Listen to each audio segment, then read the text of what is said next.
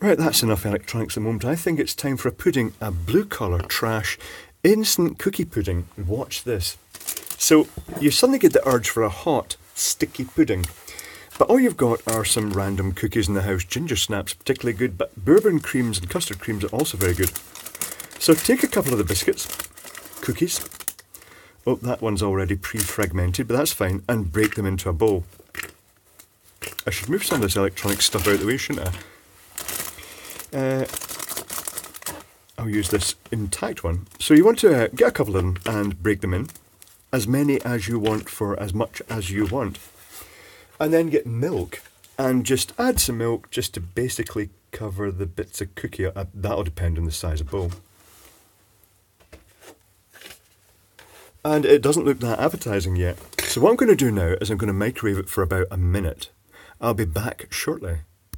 1 minute later, and although it's steaming, it still doesn't look very appetizing. It looks like you've had a terrible accident while you were dunking a biscuit. So what you're going to do is you're just going to mash it up a little bit.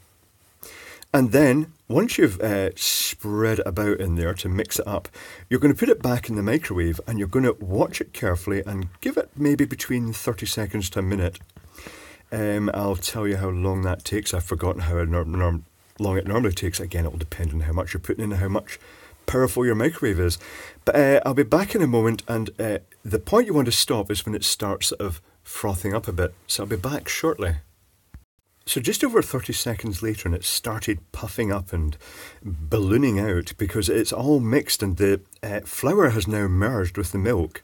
And well, it's ultimately flour, sugar and milk which are the main ingredients of pudding. Excuse all the steam that's coming up here.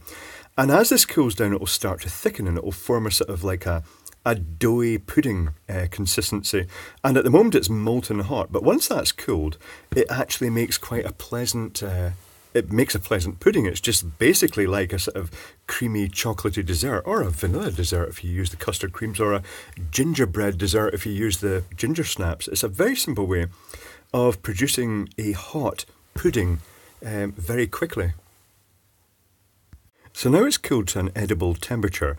It's firmed up nicely to the point it can be eaten conveniently as a pudding, and I'm seriously regretting using the chocolate biscuits now because it looks like poop, but it's not poop. It's actually a really nice dessert. It